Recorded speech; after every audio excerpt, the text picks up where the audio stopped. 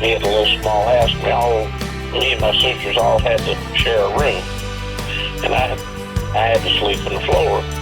And they were all in the beds, or in the bunk beds, and I was sleeping on the floor, and I heard something outside the window.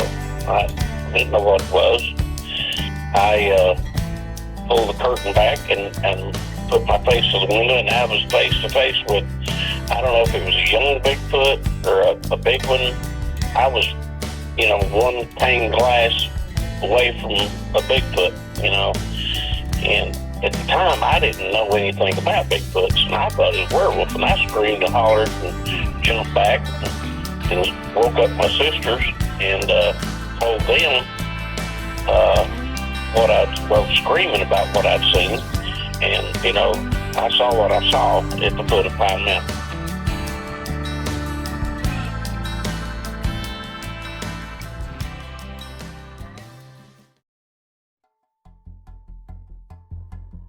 Bigfoot. Bigfoot is the most popular of all cryptids and has appeared in numerous movies, games, and documentaries. But, for those who may not know, Bigfoot is a large, hairy, muscular bipedal hominid creature that has been reported and seen for hundreds of years all over the world. It is said to stand between 6 and 10 feet tall and weighs in at over 500 pounds. It is known by over 500 names. In China it is called Yeren. In Nepal it is the infamous Yeti. In Europe it is called Woodwose. In Russia it is Almas or Almasty. In Canada it is Sasquatch. In Australia it is known as the Yowie. In Pakistan, the Barmanu.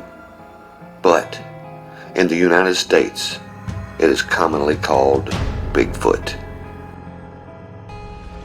These names can often vary within a region.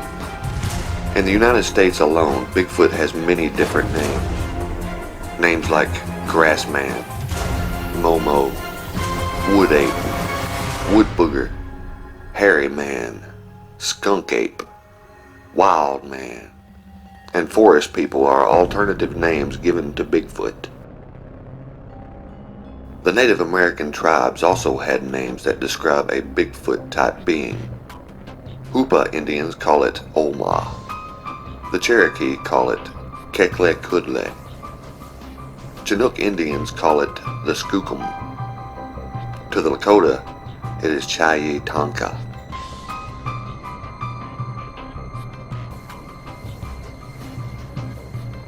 Recent polls indicate that between 30 and 50% of Americans believe in the possible existence of Bigfoot. Many others have an interest in the subject but are unsure of its existence. They need more proof. Research of Bigfoot continues, and the number of witnesses continues to grow. The evidence continues to mount. Well, I've had 3 encounters, and the first one happened about 6 years ago, and at that time I seen what I thought were 2 big feet. I was out four-wheeling, and I was in a rough spot, and they were in behind a bunch of holly bushes. I couldn't see the complete outline, but the mass on them, the body size was unreal, and I was about 10 feet away. To me, being that close, I'd say the size of a grizzly bear. That's how much mass was there. And like I said, there were 2 of them. The first one was a lot bigger than the second one, but they were stacked in behind each other. And the first one, had grayish brown hair, and the second one had a reddish blonde hair. After I went by them, and I stopped and turned around to see if I could get another look at them, and whatever was there was gone.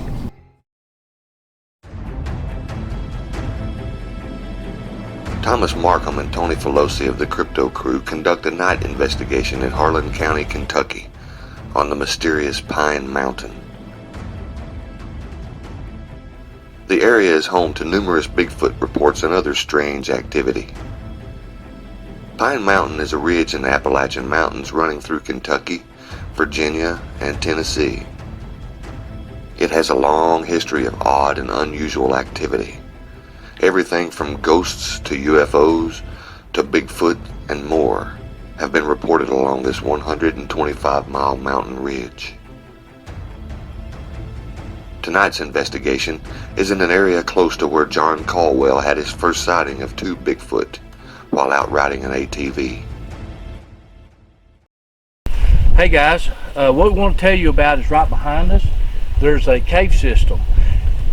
Pine Mountain is full of caves. I've went to the mouth of it, went down in just maybe 30-40 feet, but who knows where it goes. It's rumored that it goes for miles and miles to toward there's underground rivers below us, and is this also the place where you heard the whoops and tree knocks coming from? Was it this area? Yes.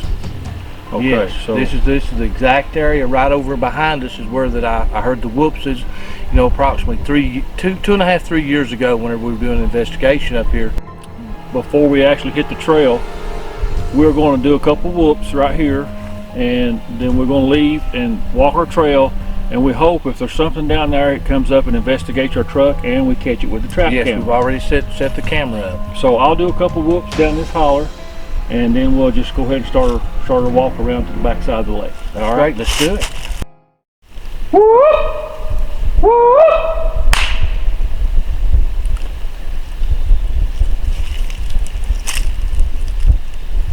And the things with whoops, this is not necessarily you're looking for a reply, but it's been my experience that a whoop will bring them to you. They'll come and see what it is, what's making the noise.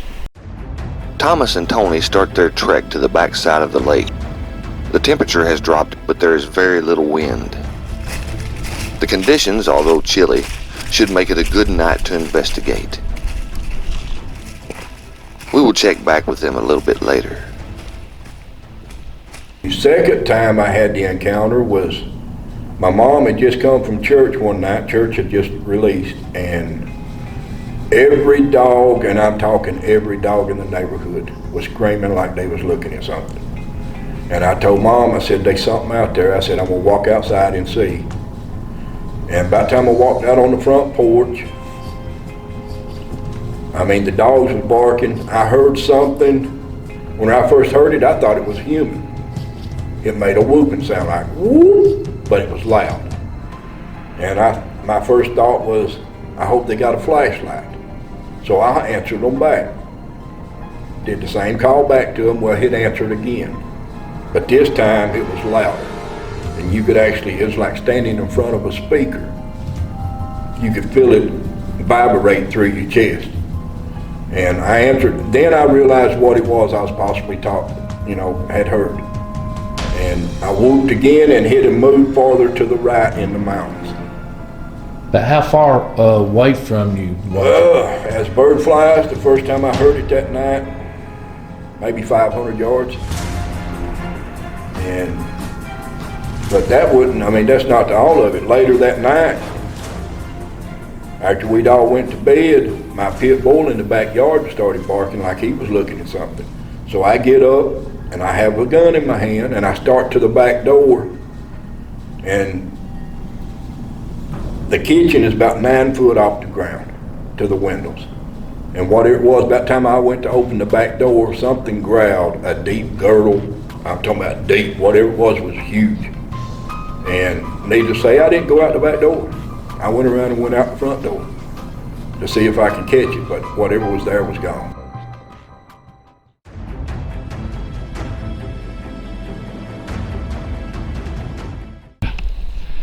Oh yeah. Well, how about we do a whoop here, Tony? Let's do it. Okay. Whoop! Whoop!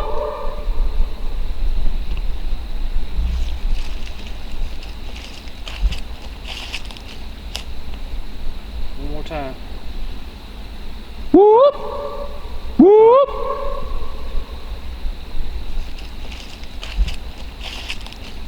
We got good echo that time.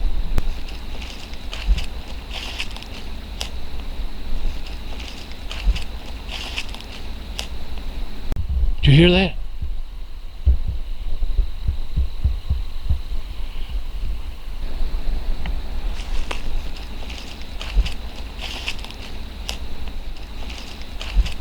That's a fox.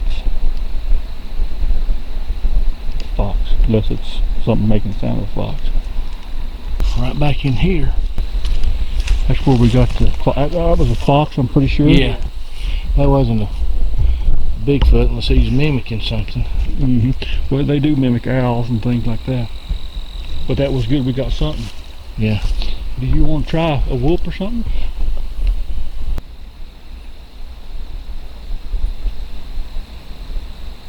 Whoop. Whoop. Whoop.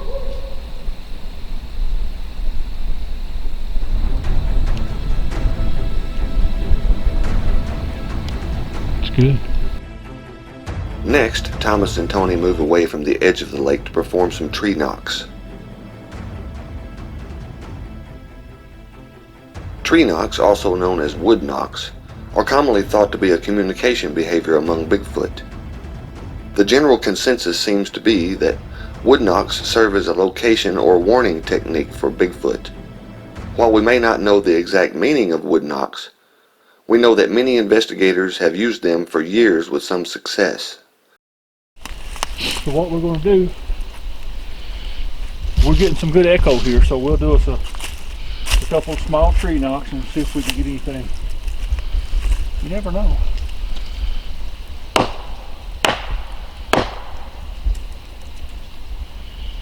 Something. Did you hear that behind us? Yeah.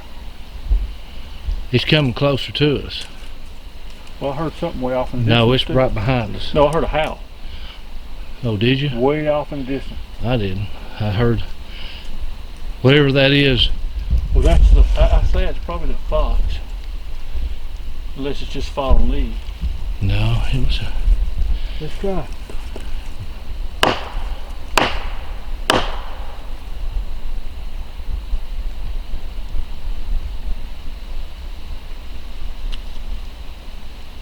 Are we ready? Go ahead, Tony. Give us 3 good knocks. See what we can get.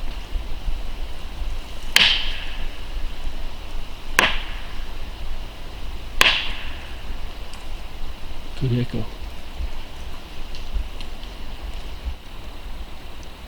Hey, Tony.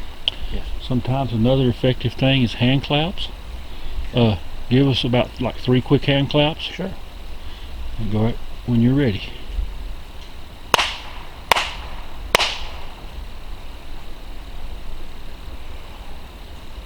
Whoop! Whoop! Whoop!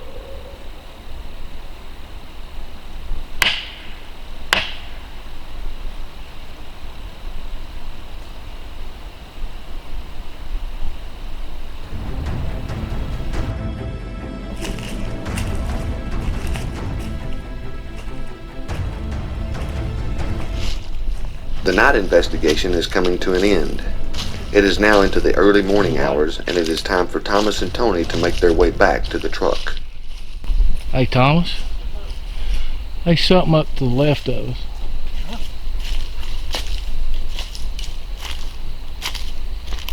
You know, when you get one of them, and see, guys, we do a lot of different things, you know, besides Bigfoot. We do a lot of paranormal investigations. Thomas has did this for years, so neither one of us are what you would call real spooky individuals, no pun intended, but it absolutely feels like we're being watched from up there. I know there was noise in behind us while ago. Well, so would that go? Well, hey, this is where those girls said they heard something. Heard something right at. in this general area. Yeah. I just thought of that. So maybe it'll follow us on back. You know? Well, we'll absolutely let them, and we'll film them.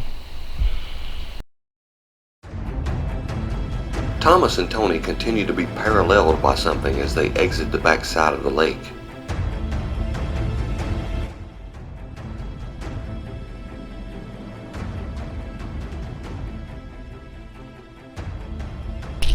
Did you hear that? Yeah, I heard that big knock. Is that what you heard?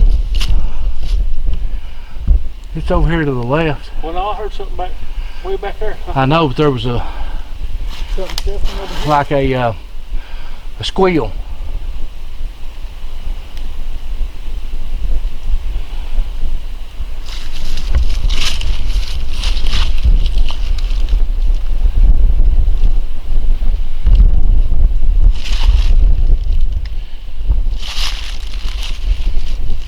You want to whoop at it?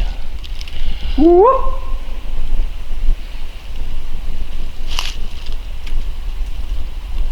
Another thing too, is sometimes whistling. They react to whistling. So I'll just whistle a little bit. Fine.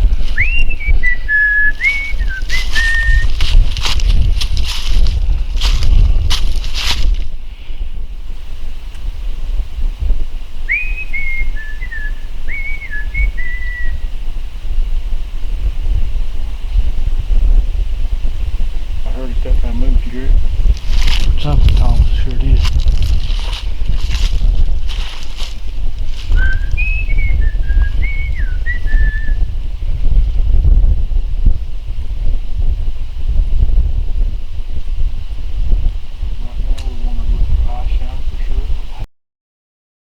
It was at this point that whatever was stalking the team stopped and no longer followed them.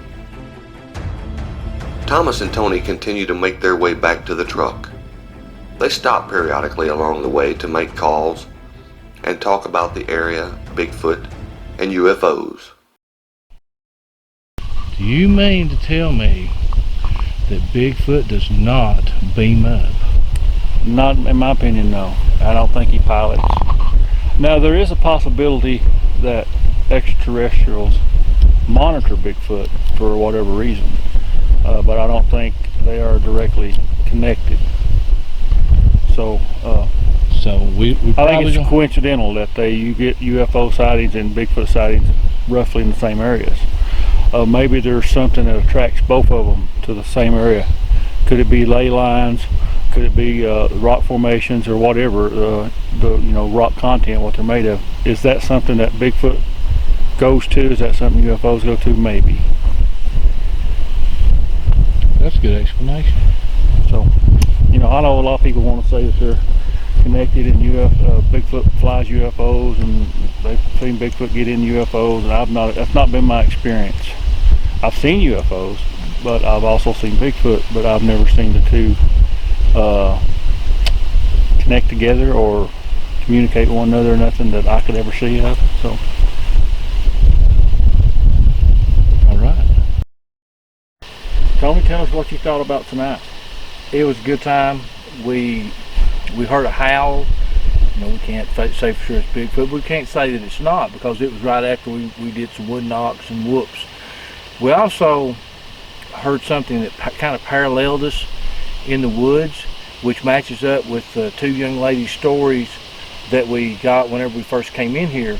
They come in here a lot and fish and camp and things, so they spend quite a bit of time in this area, and they're not afraid of it. So it wasn't like it was just some lone hiker that had never been here before that had wandered through and said, "Oh, they're locals." So they're locals. Yeah, they weren't. So they know what's here and what's not. Right. And so that kind of matched up with their story. We didn't see anything. We heard what? We heard some what we thought was a howl way off. Right. We heard what we think might have been a fox, but right. And then something followed us back around the side of the lake, right where these girls said that they experienced that. So exactly. So we caught some evidence, but the area is ideal for Bigfoot. It's a remote area. Yeah. There's water. There's food sources. You're bordering a state forest right here that's over 4,000 acres. That's a lot of territory. Yeah, and that's not counting the other lands like heritage land owns a bunch. The forestry owns a bunch. There's not very many houses for miles and miles. If we go out and hit the main road and turn right, it's 12 miles to the nearest main road. Okay, so basically we're in the middle of nowhere. Yes, we are literally in the middle of nowhere. If you find this and you've never seen us again, That could be why. Yeah, you'll find a camera with dead batteries, so if you find it, you can have it. But do watch the film and see what happened Tell to our us. story. Yeah. But we're going to go ahead and close it out tonight. The wind is kind of picking up. You probably hear it on the camera. The temperatures have dropped a little bit, and we're kind of wore down a little bit because you know Tony worked most of the day and I ate most of the day. So well, it's steep too. It's not an easy walk in the park. No, it's not something that, and you know, we're not saying that if you're not straining or climbing straight up and down that you're not Bigfooting. But it just happens. That's just part of where we live at. It's very steep, and that's what we have to do in order to get out and do this research. And there's a lot of, where we was at, there's a lot of roots and rocks and stuff you could trip over, trip hazards. Right. Especially when it's nighttime, it's even more difficult. And one other thing, let's not forget we've had our trap camera set up, so who knows what might be on it. We won't know till we get back home. But for right now, we're going to close it down. Next, we sat down with the Ohio Nightstalkers, who managed to capture some very interesting audio during a wild night of research. My name is Mike Miller with the Ohio Nightstalkers. Been researching Bigfoot probably 14 years. Got into it after a local news report that I scoffed at because I didn't think Bigfoot would be in Ohio, but through research and people I've met, finally leading this guy over here, I found that's not true. My name is Mike Feltner. I've been got into Bigfoot, being a Bigfoot researcher since 1999, and I've been doing it ever since. Yeah, it was October 11th, 2014. We went into this area in Adams County, Ohio. We did some daytime recon. Mike did some howls and stuff to see how the echo would be, and it was awesome. And weather didn't cooperate. We went into town and waited out about 4 or 5 hours of rain, and then we proceeded out into the area. Yes, and we got back to the area, and our first location was a bridge where we actually got a vocalization, and that's when our son Jordan said, "I think it's a howl."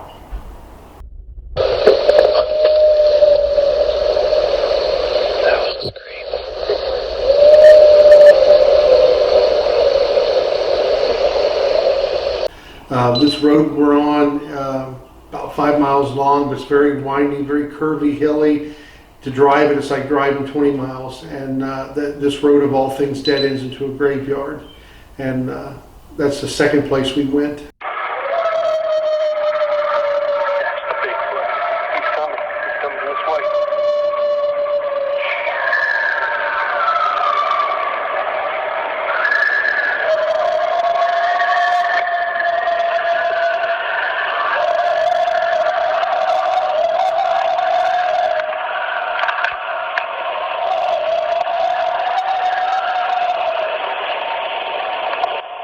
We could not believe what we got recording, and I've been doing this a long time, and I never heard vocalizations, and that was just unbelievable to hear that. Well, the night was far from over. Everything died down to the graveyard, and it's one way in, one way out. So we stopped at another like a little bridge area and set up right there.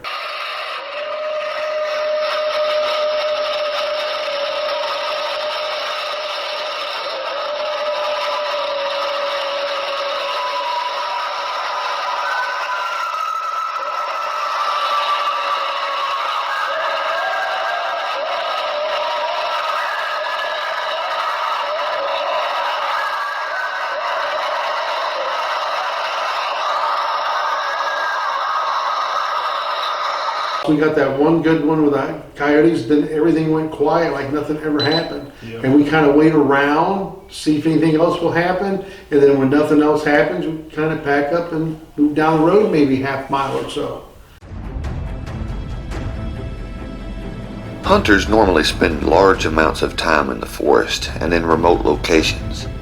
This can sometimes lead to reports about Bigfoot.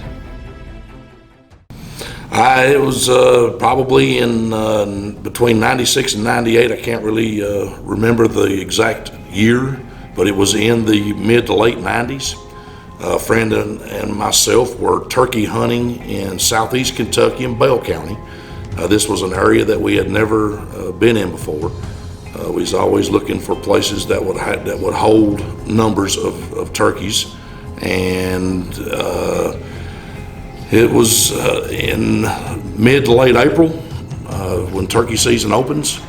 It was the first weekend of season, and we had been in the area the previous morning and hunted and had some success on some birds, and we decided that we would go back to that area the following day and try again. So we entered the area where we had been the day before. The birds were not as responsive as we had hoped, so we decided that later on in the morning that we would move and go into a different area where we had never been and see if we could locate some birds, mid-morning. So we drove my truck from a haul road off of a strip mine. I would guesstimate was 1.5 miles, 2 miles, till we got to the point where we couldn't drive any further. We got out and we started to walk. So we exited and left the truck, started walking on this old logging road.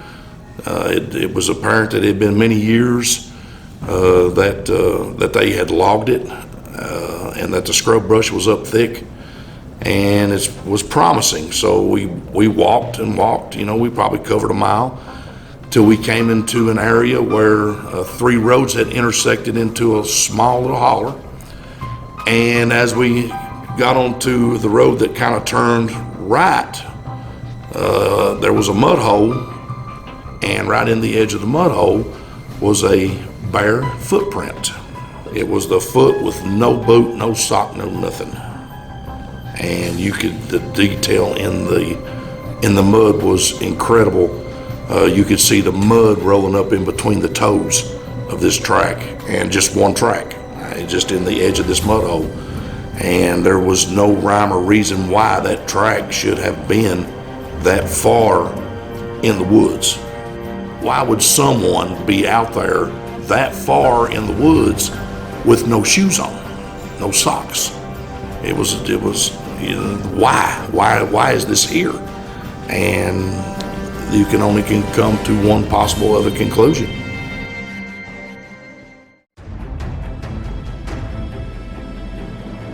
Not all hunters believe in the existence of Bigfoot. In fact, most are very skeptical. For some, it takes them actually having a sighting themselves to be convinced.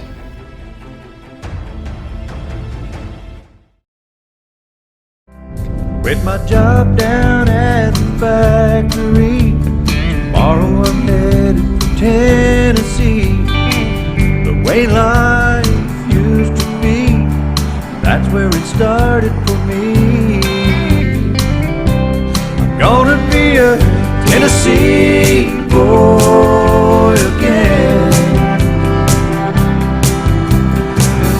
That's where my heart has always been. When I cross that state line, I'm gonna leave the city behind and breathe the mountain air. Feel the sun. Bigfoot. Buddy, there ain't no such thing as Bigfoot. I've hunted these woods all my life. People are seeing bear around here.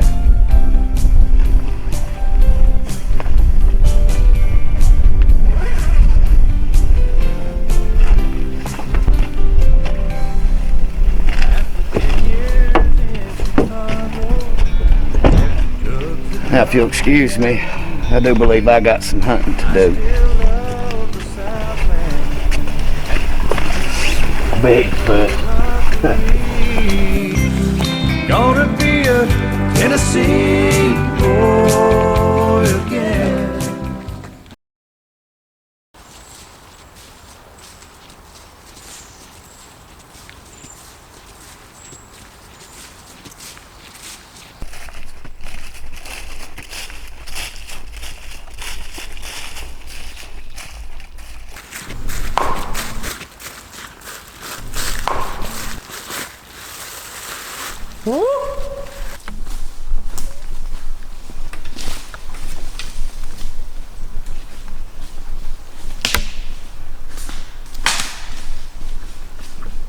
Oh my God! Oh my God! That ain't no bear! Oh my God! What is that?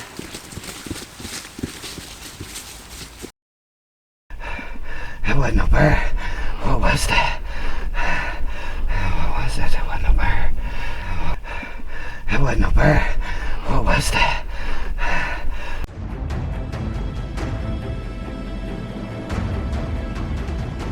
Some hunters and even a few Bigfoot research groups have a goal of shooting and killing a Bigfoot.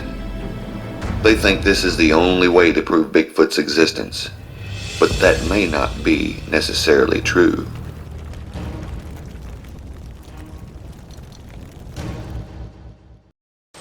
Hey guys, today we are in Harlan County, Kentucky, and today we're going to be doing some Bigfoot research.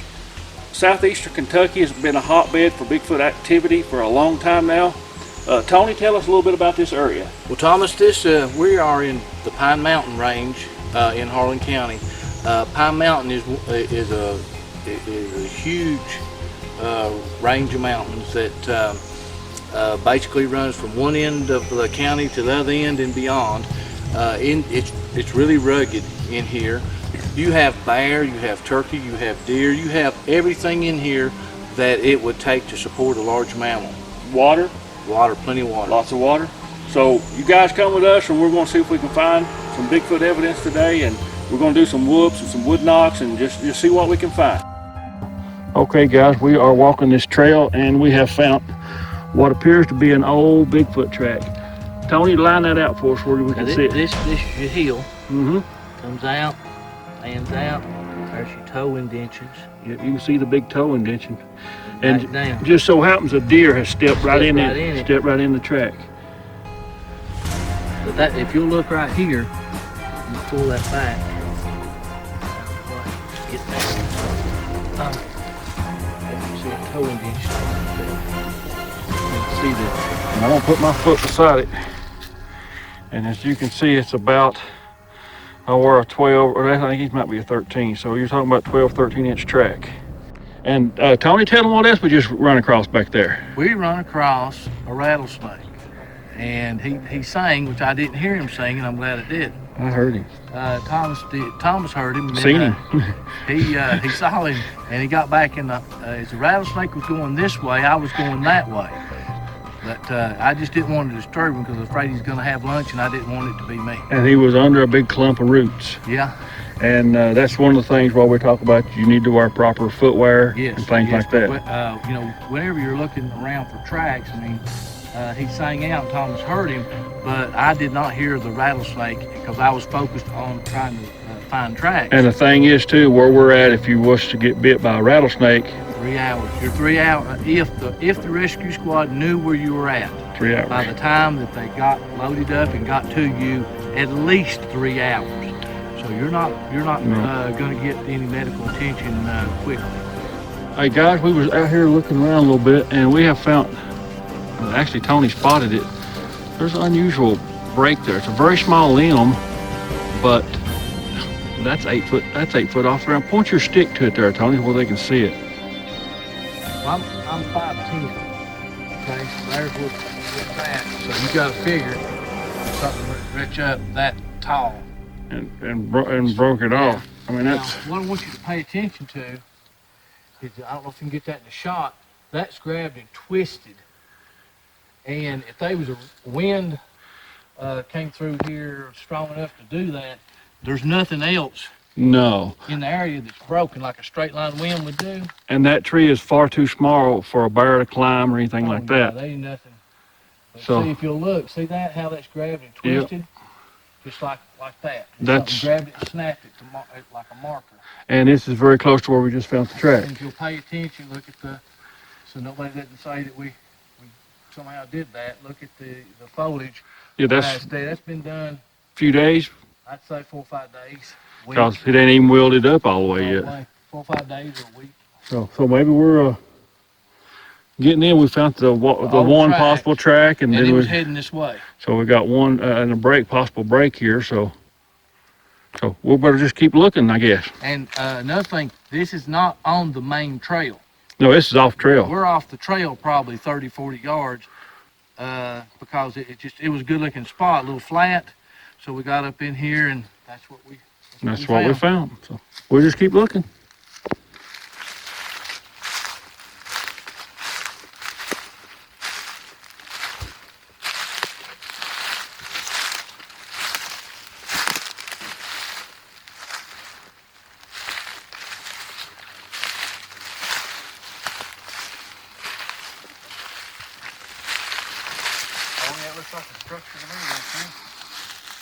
It sure is. It sure does. And this is where we found the break. This is where we found close to where we found the track. We found the track maybe 150 yards back, maybe. And this looks like it appears to be an old formation. This structure here is old. We really don't understand what some structures are. A lot of times they may be shaped like a teepee, and other times they have this bowl shape to them. Where this one is old, maybe it was something they used in days gone by to get out of the sun or whatever. But this is also where we found the tree break just a while ago, and real close to where we just found the track. And if you look around some, there's other tree breaks and other possible stick formations. So we're going to keep exploring this little area and see what we can find. Thomas, about how far would you say that it is from the structure to the tree break to the track? What area? Like 100 yards, 150 yards? We found all three of those things? I would say it's closer than that. The tree break is probably no more than 35, 40 yards away. And then you go back another maybe 35, 40 yards and you had the track. So within 75 to 100 yards, we found three indicators. Three indicators of possible Bigfoot activity. And as we scout around, I'm sure we'll probably find some more. All right, well, let's go find it. Let's do it.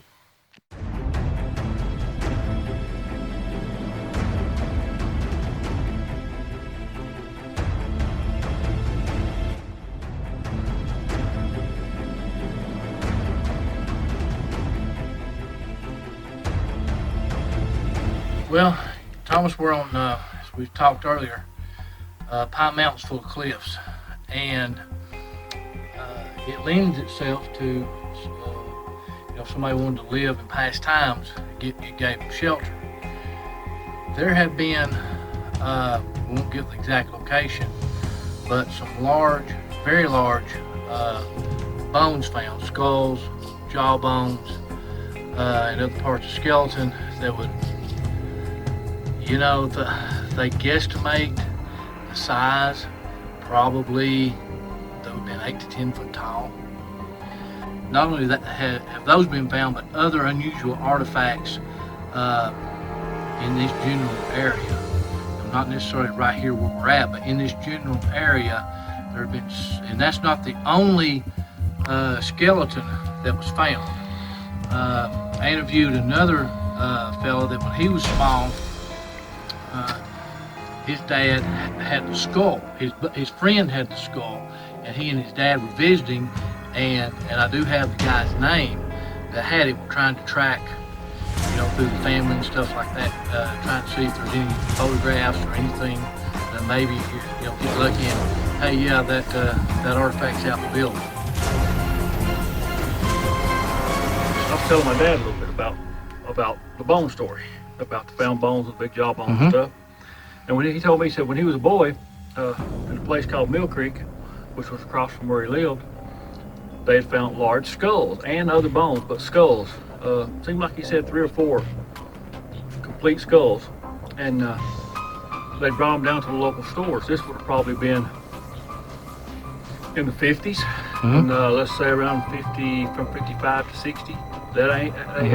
These were found in the early to mid 60s, the ones I'm talking about. This would have been about that same time frame. And the guy that had found them, he was squirrel hunting, if I remember correctly, and he had brought them down to the local stores, and they were showing them around at the stores, these skulls. And of course my dad had seen these, him and his brothers and sisters, so they got the idea that they would go up to where they found these skulls and check it out for themselves, because there's supposed to have been more of them. And they went up there, and they said they got about halfway up to where they supposedly found the skulls, and they got scared because it was getting dark and they could hear stuff in the mountains, and it was just a frightful thing, so they left.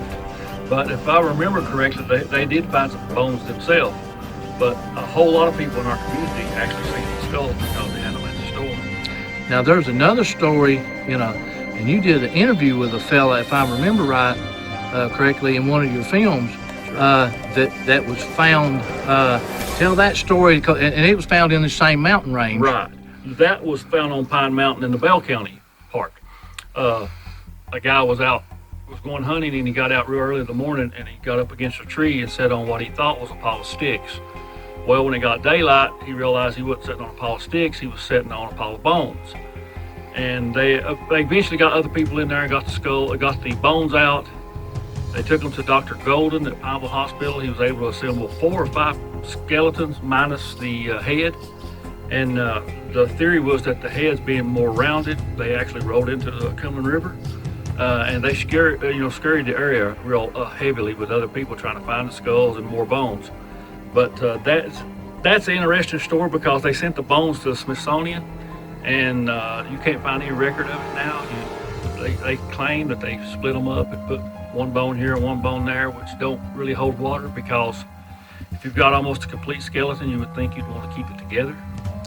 And that's not the only horror story we've heard about the Smithsonian, because if people will do a little research on the giants of the Ohio Valley, there's been lots and lots of giant skeletons found in the Ohio Valley and in, obviously all into Ohio, into Kentucky and out to West Kentucky, and all over the nation. Well, I think a lot of people don't realize here in our area, in southeastern Kentucky, they've been found here by several different people in land locations. What are they? Are they a race of human-like giants? Or are they Bigfoot? We don't know, because the bones always seem to disappear.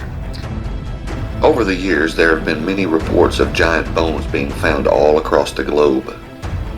Many of these findings seem to mysteriously disappear over time. Southeastern Kentucky is also an area filled with these stories about giant bone discoveries. We sit down with a person who has first-hand knowledge about one such discovery. My name is Nancy Holcomb Lawson. I moved here to the ranger station in 1964. I was a little girl, and my dad, Esther Holcomb, was promoted to the main ranger. We were required to move to the ranger station, which is this building. Actually, as the ranger, he had 2 guard rangers under him, which was Arthur Collins and David Smith. And then they used the prison crew from down at the forestry camp in Bell County come and fight the fires with them. And they would also hire people during fire season to have him. So there was always groups of people in the offices. Ed and Sarah Smith would walk down when they lived at the Putney Tower. Now, they were the only ones that stayed year-round, but this was kind of centrally located, and they could walk.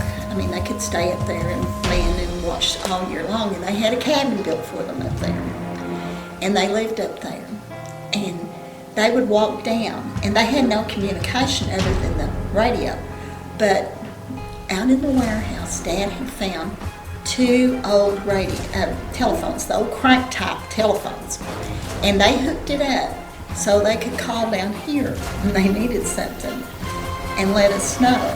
Tell me some interesting things about Mr. Smith. Could you tell me about what he did on his off time and what he ended up finding and showing your father? Well, they loved the mountains, he and Sarah both, and they would just go scouting out under cliffs, all over the mountains. Ed especially. He found so many artifacts. It breaks my heart that they're in the Smithsonian and not kept here in Harlan County for us to have although I'm glad the Smithsonian got them, but I would like to have some here for us to display. He found mills where they would mill their corn, and one time he was digging around into there and he found a jawbone of a human.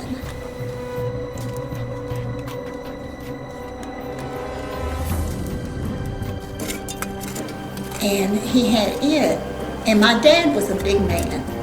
We were up there visiting, film. And I love to go because I love to look at all the artifacts. And he'd always take us up there and let us look at them and touch them. And they were just real sweet, the children. And Dad put that jawbone, fit it up like this, and literally it was probably 2 inches away on both sides of Dad. But it was way bigger than his head, you know. I mean, his own jawbone. And like I say, my dad was a big man. It was huge. And Dad was astounded too, you know, that something that big, you know, a person that big.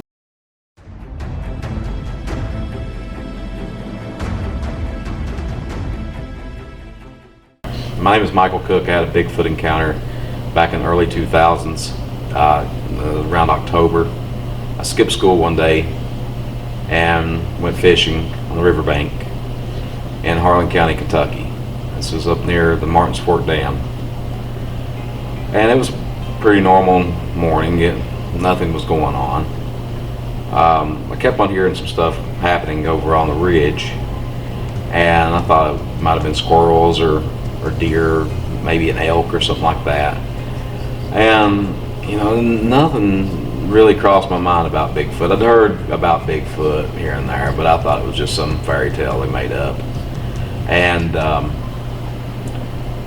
I was standing there fishing, and this movement kept on going on, and when this happened, it sounded almost like somebody threw a vehicle off the ridge. It just heard this crashing and banging coming down the mountain, and as it come off the bank and hit the water, all I saw was a big ball of fur. I automatically thought it was a bear. You know, so I'm laying my fishing pole down. I'm thinking, you know, this bear's gonna get out. It's not gonna be, you know, nice about this. Just fell in the river. So I lay my fishing pole down and start to ease back, and when I did, this thing stood up in the river and it held its arms up, and it wiped its eyes out, and it walked on over and got on the other side of the bank. And as it was standing there, it was shaking the water off just like you and I would, and maybe like a big dog. And I'm standing there watching this happen. I didn't know what it was. And this thing was about 8 foot tall, somewhere around 400 pounds, covered in its dark hair. It was almost black. It was dark brown or almost black. I get to my car knowing this thing's right behind me. It's chasing me down. And I get in the car, and it's just like a horror movie of some kind. I'm trying to start the car, can't even start the car. I'm dropping the keys and everything. And man, oh man, it wasn't even nowhere near me. It hadn't jumped across the river. It had already went up on the ridge.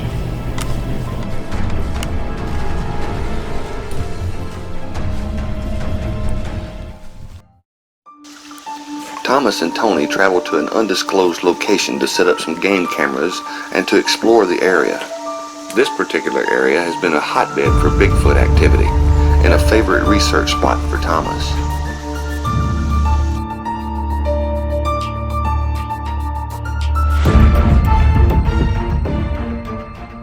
Hey guys, this is Thomas and Tony. We're back out on day 3 of our Bigfoot research efforts here in Harlan County, Kentucky. We have come to a place where I've had a lot of success, where I found a lot of tracks, where the game cam picture came from, where we found stick formations. And today I'm throwing Tony into the fire. We're going to find stuff today. If we don't find stuff here, the Bigfoot have all died out. So I guarantee you we're going to find something today. Now, Thomas, we've already found a few things. Found a few things. A couple of stick breaks, one break and one twist, and there's been something heavy moving along the trail in front of us that doesn't look like deer, you know, because the ferns are mashed down. You know, unlike a deer track that just kind of make a little imprint. These have been, you know, much larger, probably 10 inches. Well, now this area, I know there are adult Bigfoot and juvenile Bigfoot in this area. I've had castings of small tracks about 10 inches and large tracks up to 13, 14 inch tracks. I've had vocalizations here, so I think we're in for a good day.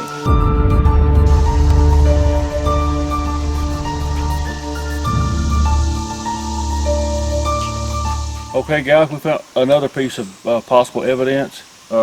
This is a very unusual break and twist. If you'll look at this limb, it's been broken and it has been placed over this fork has been placed over this stop sticking out. That's highly unusual that would be a natural fall or a wind fall or anything. That's more likely that it was broke and placed there. And if you look right over there, there's actually two more breaks. You step over to them. There's actually two more breaks right beside this one.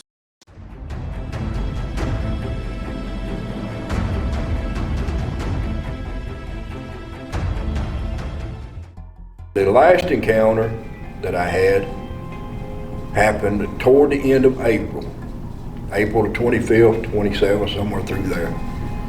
And I needed a bag of dog food, so I ran up to the local dollar store, and it was about dusty dark. It had been raining some, and I had my window down about halfway, and I was running about 40, 45 miles an hour because the roads were wet. And I noticed something standing in the ditch. And when I first looked at it, I thought it was an oversized stump. And I said, well, that's foolish. I mean, the state, would have to clean that out. But upon getting closer, I looked at it again. That was not a stump. That was about a 7.5, 8 foot tall, hairy man standing there. I mean, I could see the head. I could see the shoulders, and the shoulders was unreal. You've seen bodybuilders with deltoids up here? It was unreal. And I could see his buttocks, I could see his legs. And when I did an immediate turnaround to go back to see if it was still there, well, it was gone.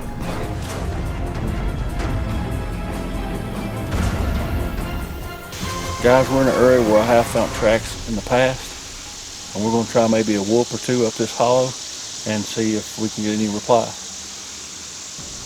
Whoop! Whoop!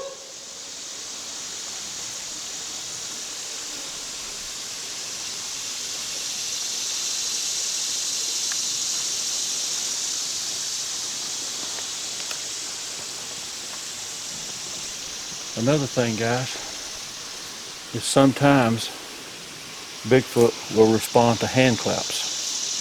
So I'm going to also do a couple hand claps after I get this spider off of me.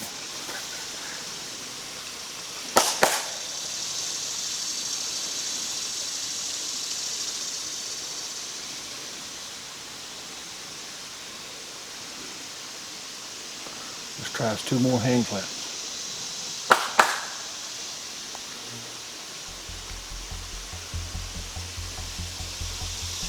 On around the mountain. There, he's going off.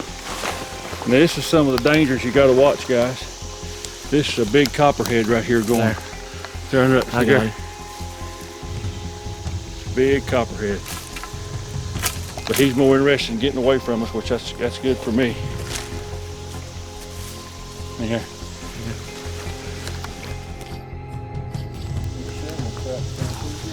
Okay guys, I'm gonna turn this around after the snake debacle. We have found an old track. Here, there it is, and there's the big toe. To the left of the leaf. The big toe is to the left of the leaf.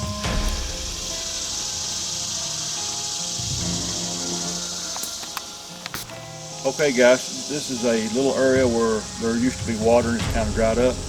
Makes it real soft for tracks, and sure enough, we have found two old tracks.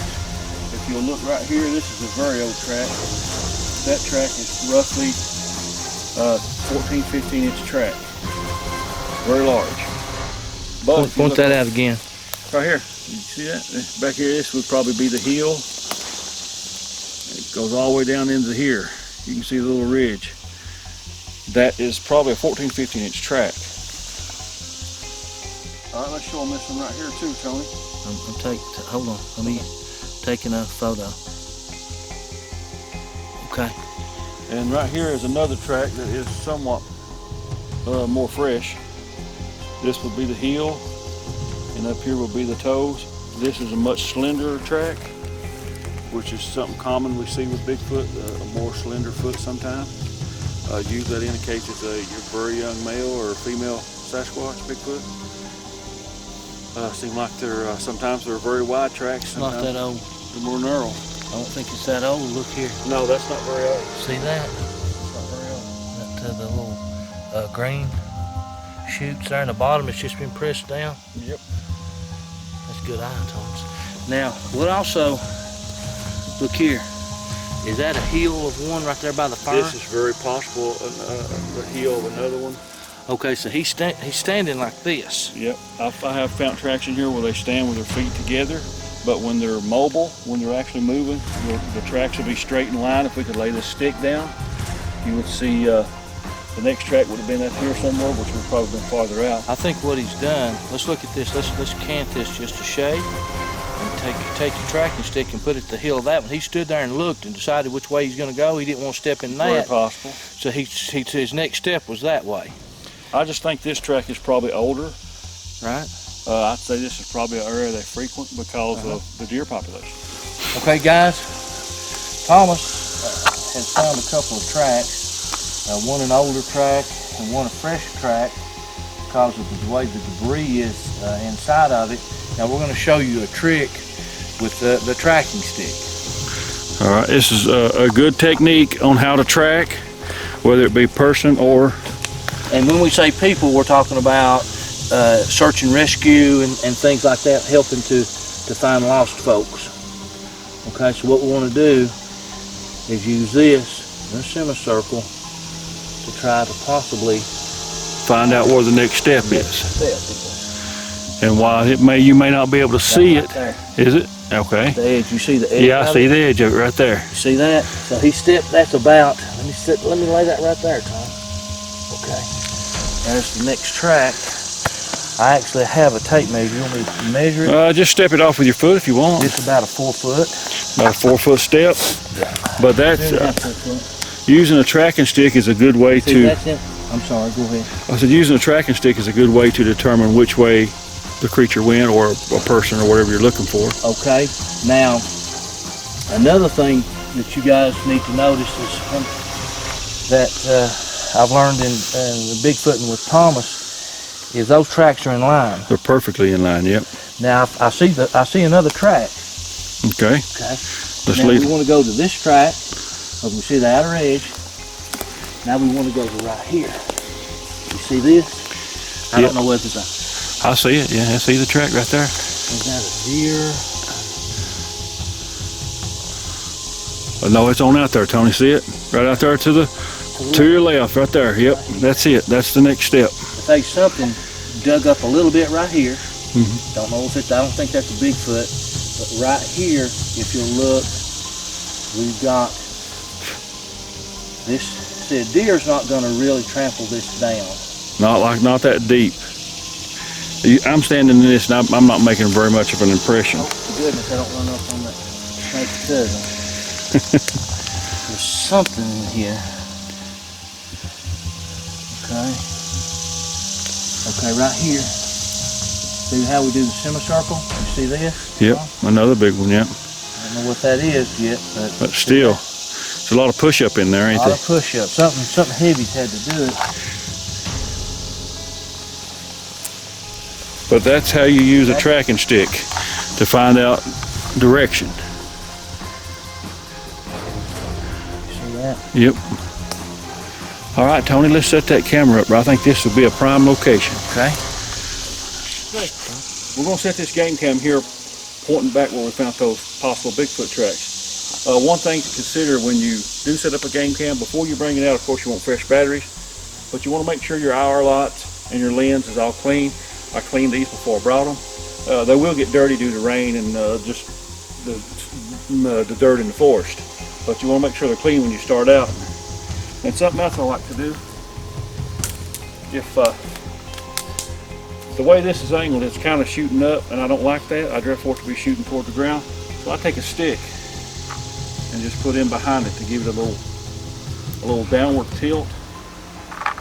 One last thing we want to do for a game cam we want to leave Bigfoot an apple or a deer or whatever might get it. Bigfoot does like apples, so we're just going to lay us on the ground and hopefully he'll be focused on getting the apple and not the game cam, and we got it. We just put it right there. He's good.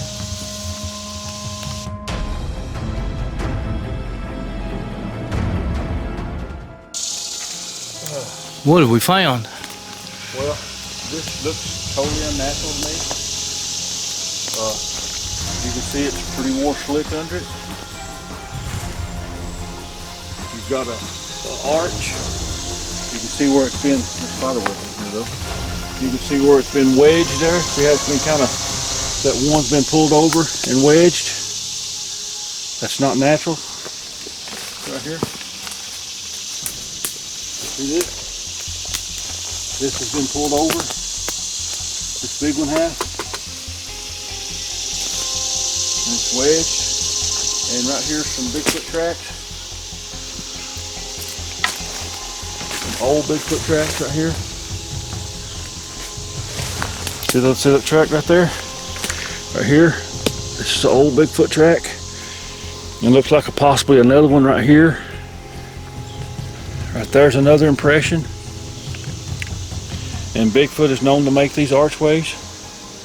It might be beneficial for us to look and see if there's any kind of hair or anything on them.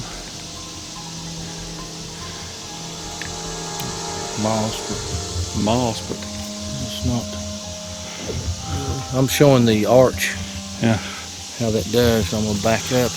Sure, and you see how it's been pinned over in there. That's just not a natural growth pattern. And these laurel thickets are kind of, they're kind of heavy. The leaves on them is, so could very well get in here to get in out of the heat of the day, out of the sun. Right here next to the creek where it's kind of cool. Also, they could possibly use these like we use ground blinds for deer. Definitely. If a Bigfoot was humped up in this, these dark colors, you'd never see him. You wouldn't see him. A deer would come right close and he just got him.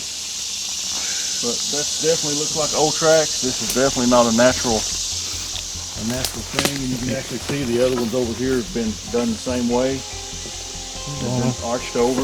This is unnatural. Most of the time trees don't grow in a circle. They'll grow straight up or out, or they'll have a little bit of lean. But this has actually been pulled over and it's wedged in between some other limbs.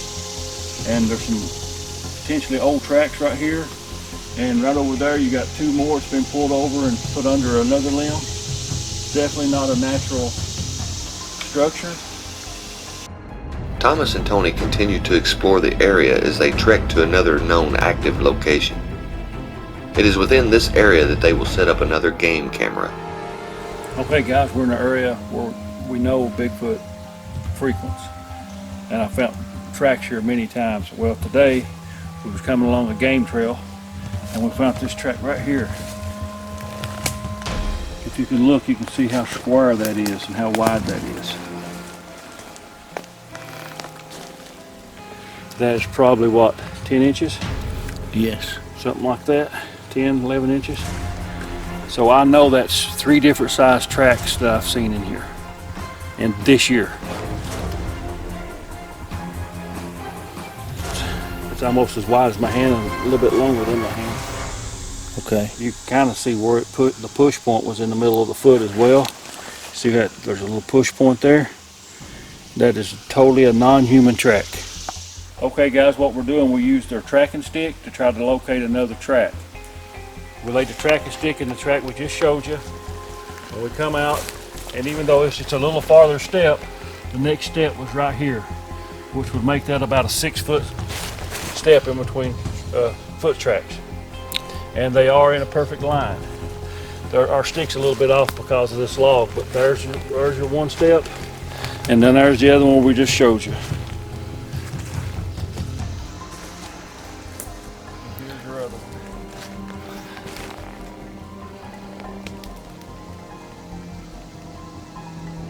We found this track. Here's the toe. You come down, there's the heel.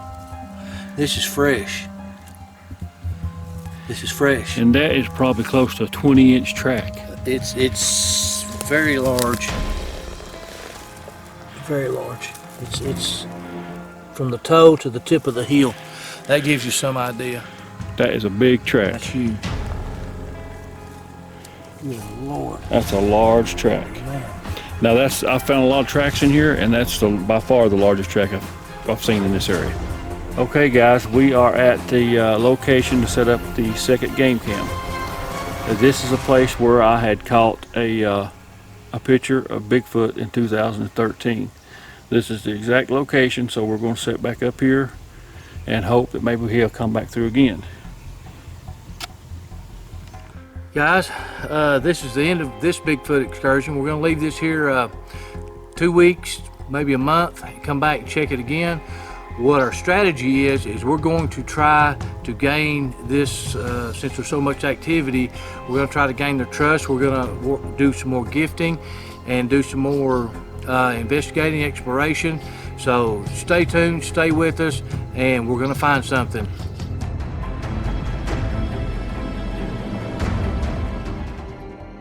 I had no reason to believe that Bigfoot existed. I had never seen evidence of that. Why would that track be that far in the woods in the Appalachian Mountains? Why would it be there? I mean, I didn't see any other evidence of any other creatures, no deer tracks in the mud, there's no turkey tracks in the mud, just this footprint in the edge of it.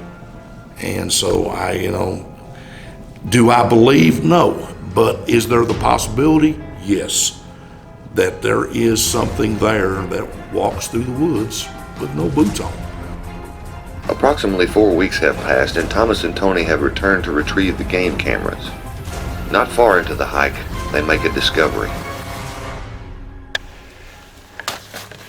All right guys, on our way in we found this. It looks like an old track, but it could have been 3 or 4 weeks ago. And that is much larger than my foot, and I usually wear a 12 or 13. We're probably looking at a 20-inch track or something. Now this track right here was most likely made by us when we went in and out. But what made the big large track is unknown at this point. That's what we like about these little swampy areas. We can find tracks in those, can't we, Tony? Well, see, we walked on the side. So here's another track right here, see? Here's another one. So we walked on the side. We don't want to get in the water unless we have to. So, ouch.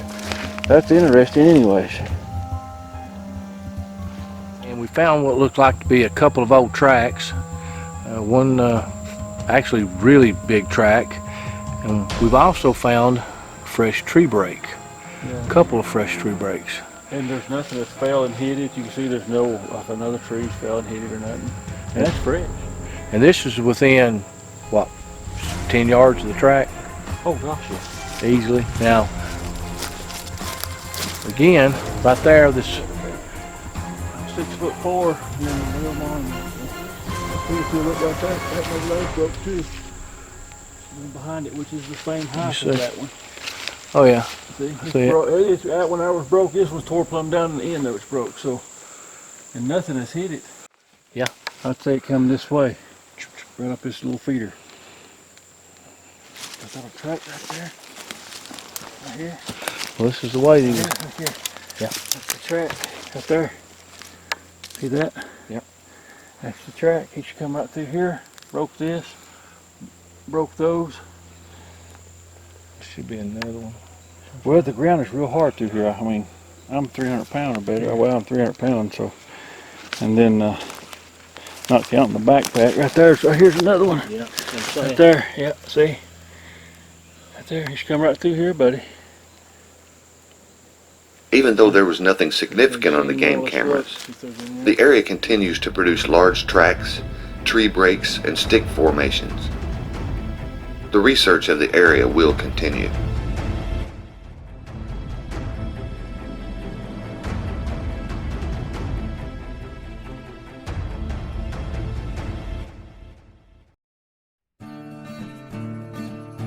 Canada is known for many things, one of which is its vast untouched wilderness.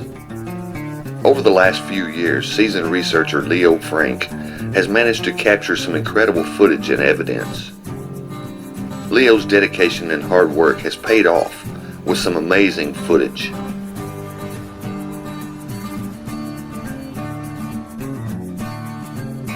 My name is Leo Frank, and I've been a Bigfoot researcher for 23 years. Over time and through the gifting technique, Leo has seemed to gain some level of trust within the group. The area that I'm researching in now is unique because I was asked to investigate after there was some trouble on the property as far as wood being knocked over, tracks being found, there's something banging on the house and on the wheelbarrow. I went to check it out, and the track was there was no question that it was a Sasquatch track. It wasn't an injured bear like they thought. I've been working the area for almost 5 years. It's been a very active area.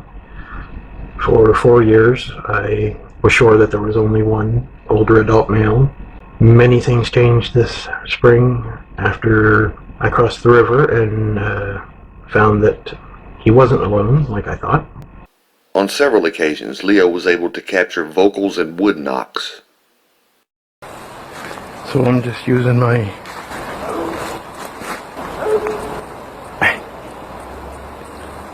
that's Ashley. She does a little bark thing and then she tends to laugh.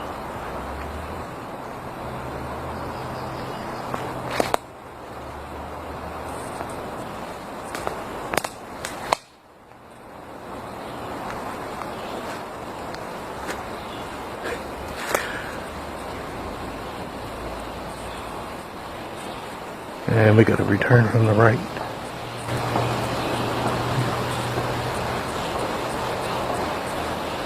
Nine knocks.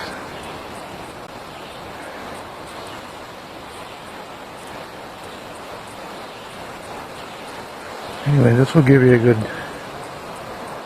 idea of where I start and how things generally happen. I come in, I gift. Normally, I get the knocks before I even start taking the gifts out. I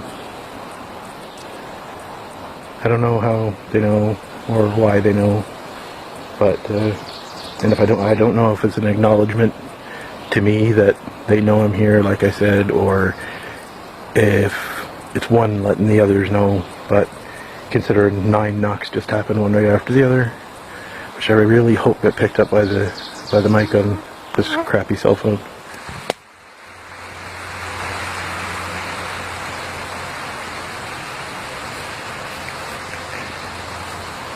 So, and here we go. There's 3 in a row. Okay, well, it's just been announced that they see me, or they're letting, one of them is letting the others know that I just dropped off some goodies. So, alright, I'm going to stop filming. And oh, and there's 2 more.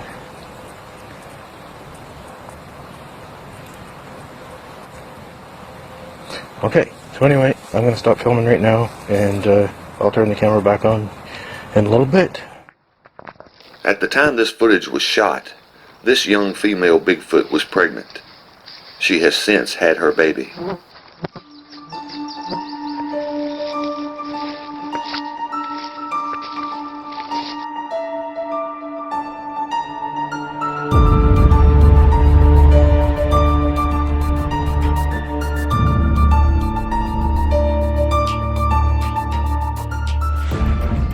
In this clip, we see a very large Bigfoot clinging to a tree.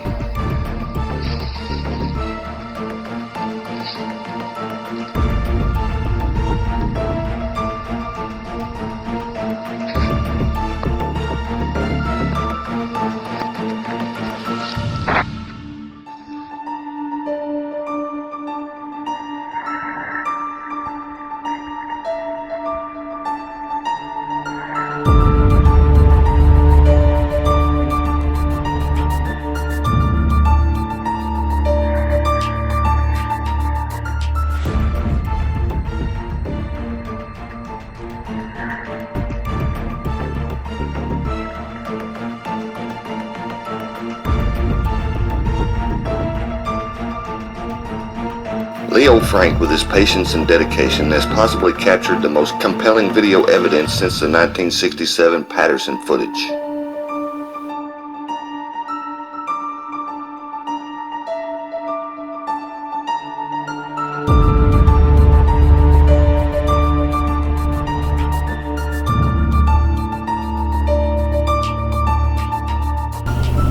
I've been all over the country looking for these creatures, and I found more questions than answers. And neither one of us will ever forget that night ever. Nope. It just changed our whole life. Well, it had to be Bigfoot. Why would someone be out there that far in the woods with no shoes on, no socks? It was, you know, why is this here? And you can only come to one possible other conclusion. It was huge.